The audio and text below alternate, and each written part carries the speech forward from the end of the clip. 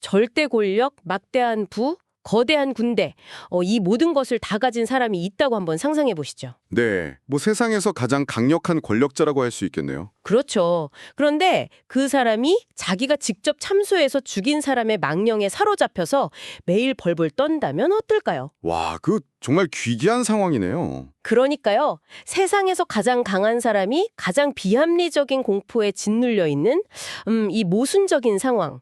오늘 우리가 심층적으로 파헤쳐볼 자료의 첫 장면이 바로 이렇습니다. 사실 지금 듣고 계신 여러분도 한 번쯤은 들어보셨을 아주 오래된 고대 텍스트의 내용이죠. 맞습니다. 잔혹한 궁정의 처형식, 그리고 빈들에서 5천 명이 먹고도 남은 기적, 또 폭풍우 치는 바다 위를 걷는 인간, 마지막으로 맹목적인 치유의 현장까지.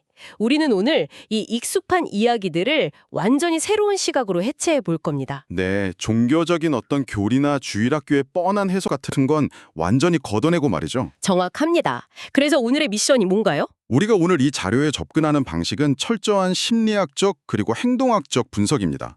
텍스트에 등장하는 표면적인 기적 자체보다는 그 거대한 초월적 능력과 마주했을 때 인간의 인지 시스템이 어떻게 작동하는지를 보는 거죠. 어떻게 작동하고 또 오작동하며 한계를 드러내는가? 뭐 이런 거군요. 맞습니다.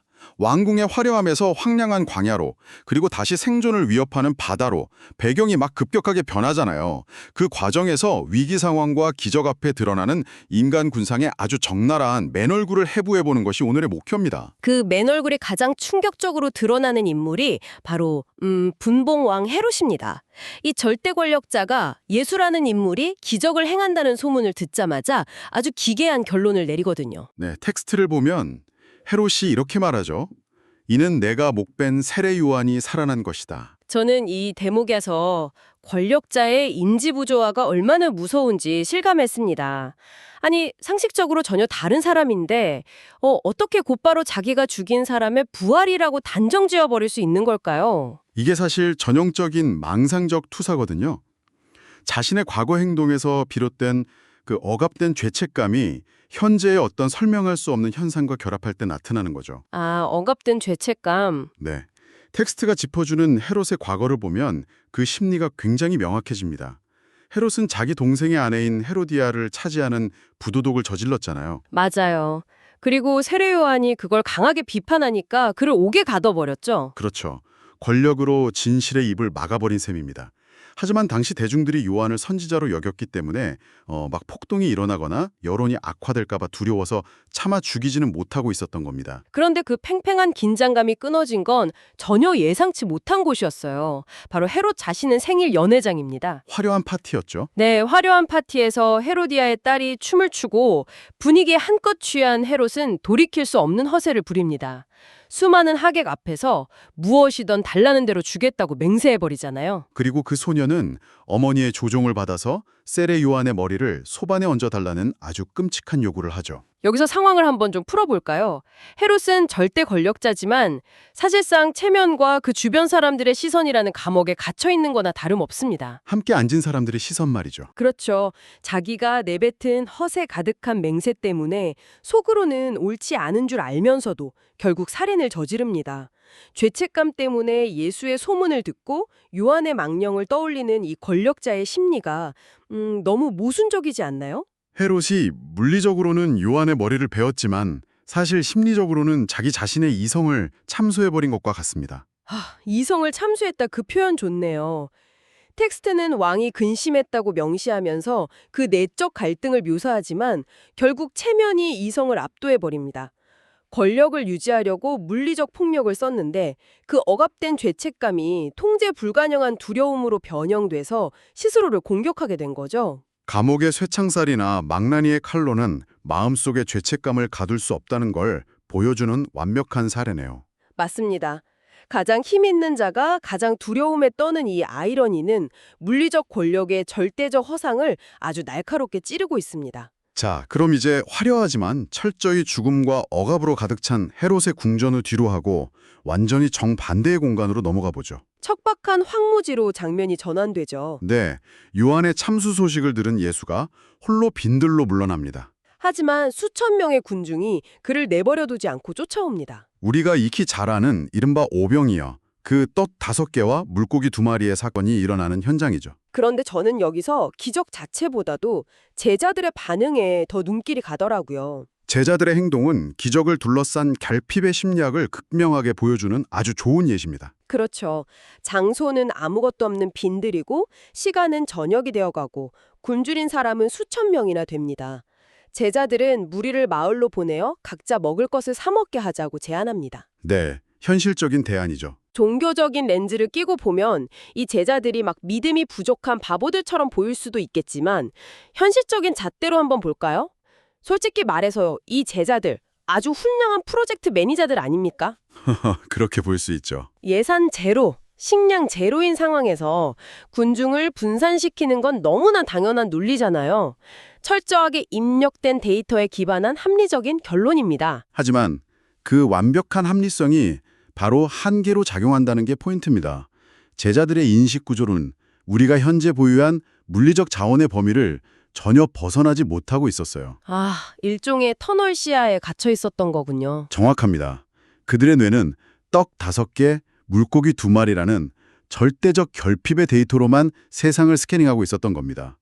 그 연산체계 안에서 수천만 명을 먹인다는 건 그냥 불가능한 오류값일 뿐이죠. 그런데 여기서 정말 흥미로운 점은요. 예수가 너희가 먹을 것을 주라며 이 시스템의 논리 자체를 완전히 뒤집어 버린다는 겁니다. 인간의 계산법, 즉 결핍의 논리가 초월적인 힘과 만났을 때 어떻게 재편되는지 보여주는 아주 중요한 대목이죠. 헤롯의 풍족한 궁전에서는 생명을 빼앗는 연회가 열렸는데 반대로 아무것도 없는 빈들에서는 수천 명을 살리는 기적의 만찬이 열렸다는 이 극명한 대조, 정말 소름 돋지 않나요? 결핍을 데이터로만 인식하는 제자들의 세계관과 한정된 물질을 매개로 무한한 풍요를 창조해내는 초월적 세계관의 강력한 충돌인 셈입니다. 물리적 한계가 초월적 능력을 마주할 때 인간의 인지적 계산법이 어떻게 산산조각 나는지 시연한 거네요. 자, 그럼 이 엄청난 성공과 풍요의 순간 직후의 이야기는 어떻게 되나요? 이야기는 다시 한번 급반전됩니다. 풍요의 절정에서 곧바로 생존의 위협으로 곤두박질치죠. 맞아요. 예수는 제자들을 재촉해서 억지로 배에 태워 먼저 보내고 자신은 홀로 기도하러 산에 올라갑니다. 그리고 제자들은 바다 한가운데서 칠흑같이 어두운 밤에 거센 폭풍우를 만나게 됩니다. 여기서 매우 흥미로운 인지적 마비 현상이 일어납니다. 불과 몇 시간 전에 수천 명을 먹이는 압도적인 기적을 목격했던 사람들이잖아요. 네, 직접 12바구니를 거두어드리기까지 했죠. 그런데 바다 위를 걸어오는 예수를 보고는 유령이라며 공포에 질려 비명을 지릅니다. 풍요의 기적을 소화했던 뇌가 생명의 위협 앞에서는 완전히 백지화되어 버리는 것이죠. 당장 파도에 휩쓸려 죽을지도 모르는 상황에서는 기적의 기억보다 내 뺨을 때리는 거센 바람이 훨씬 더 진짜 현실로 인식되는 거군요. 그때 예수가 안심하라 나니 두려워하지 말라고 말합니다. 그리고 여기서 베드로가 등장하죠. 네, 저는 이 장면이 텍스트 전체에서 가장 파격적이라고 봅니다. 주님이시거든 나를 명하사 물 위로 오라 하소서 이렇게 요구하잖아요. 보통 사람이라면 배 안에서 이 폭풍 좀 잠재워달라고 빌었을 텐데 말이죠. 그러니까요. 도대체 굳이 안전한 배 밖으로 그 생존을 위협하는 파도 속으로 제 발로 걸어 나가겠다고 한 베드로의 심리는 뭘까요? 단순한 무모함일까요? 아니면 극단적인 호기심일까요? 무모함을 넘어서서 현실의 한계를 테스트하려는 인간 본연의 어떤 실험적 갈망으로 볼 수 있습니다. 실험적 갈망이요? 네, 기적의 단순한 관찰자에 머무른 것을 참지 못하고 자기가 직접 그 초자연적인 법칙 안으로 들어가 본 거죠. 중력과 부력이라는 절대적인 물리 법칙을 무력화시킬 수 있는지 확인하고 싶었던 겁니다. 와, 그렇게 보니까 베드로가 마치 외줄타기 고개사 같네요. 예수가 오라고 하니까 실제로 배에서 내려 물 위에 걷습니다. 하지만 텍스트는 곧바로 거센 바람을 보고 무서워 빠져가는지라 라고 명시하죠. 이 지점이 바로 인간 인지 대역폭의 한계를 가장 완벽하게 보여주는 대목입니다. 베드로의 주의력이 목표물, 즉 예수라는 기적의 근원에 100% 고정되어 있을 때는 새로운 현실을 처리할 수 있었어요. 물리법칙을 무시하는 현실 말이죠. 네, 하지만 그의 뇌가 주변에서 몰아치는 거센 바람과 파도라는 시각적, 촉각적 데이터를 다시 인식하는 순간 인지적 과부하가 걸려버린 겁니다. 초자연적 현실과 당장 나를 죽일 것 같은 물리적 현실이라는 두 개의 세계를 동시에 프로세싱하지 못한 거군요. 결국 가장 원초적이고 두려운 물리적 현실로 시스템이 붕괴되면서 바다로 가라앉은 거죠. 신념이 감각 데이터에 의해 압도당하는 찰나의 순간을 이보다 더 잘 묘사할 수는 없을 겁니다. 물에 빠져서 주여 나를 구원하소서라고 외칠 때야 그는 실험자가 아니라 철저한 구조 대상자로 전락하네요. 예수가 그의 손을 붙잡으며 믿음이 작은 자여 왜 의심하였느냐 묻고 배에 오르자 바람이 그칩니다. 그제야 배에 있던 사람들은 진실로 하나님의 아들이로소이다라고 고백하죠. 기적을 경험하고도 당장 눈앞의 현실적 위협 앞에서는 흔들리는 인간 본성에 잘 드러납니다. 단순히 5천 명을 먹인 기적을 보았을 때가 아니라 생존의 위기 속에서 자신이 철저하게 무너지고 구원받는 극한의 체험을 통과하고 나서야 대상의 본질을 온전히 깨닫는다는 게 참 묘합니다. 이렇게 롤러코스터 같은 밤이 지나고 폭풍우를 통과한 배가 마침내 게네사렛 땅에 도착하죠. 이제 다시 대중들의 삶 가운데로 확장되는 순간입니다. 여기서 이 심리 분석의 대미를 장식하는 아주 독특한 집단이 등장하잖아요.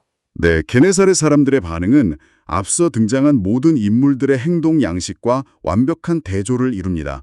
그들은 예수를 단번에 알아보고 근방에 통지해서 모든 병든 자를 데려오거든요. 흥미롭게도 그들은 5천 명을 먹을 때처럼 엄청난 식량을 요구하지도 않고 베드로처럼 물 위를 걷게 해달라고 요구하지도 않습니다. 그저 예수의 옷자락에라도 손을 대게 해달라고 간구하죠.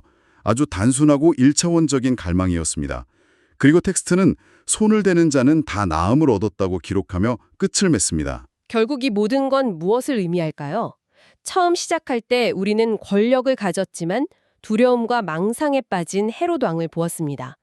그리고 결핍의 데이터에 갇혀 계산기만 두드리던 제자들도 있었죠. 네, 감각적 데이터의 주의력을 빼앗겨 순식간에 의심의 늪에 빠져버린 베드로도 있었고요. 우리는 이 복잡한 인간들의 인지적 오류를 차례로 목격했습니다. 그런데 가장 지위나 권력이 없어 보이는 이 평범한 게네사렛 사람들은 어떠한 분석도 의심도 하지 않습니다. 그저 치유라는 단 하나의 목적을 향해 손을 뻗어 옷자락을 만지는 물리적인 행위 하나로 온전함을 얻어냅니다. 지위나 권력이 아니라 어떤 태도로 초월적인 힘을 대하느냐가 결과를 완전히 바꿔놓은 거네요. 이 단순성이 오히려 앞선 모든 복잡한 논리를 압도하는 느낌입니다. 지위, 자원, 논리적 분석 능력이 기적을 경험하는 데 있어 오히려 방해물이 될 수 있다는 것을 텍스트 전반을 통해 통찰해 볼 수 있습니다. 여러분, 오늘 우리가 살펴본 이 텍스트는 단순히 오래된 기록이 아닙니다.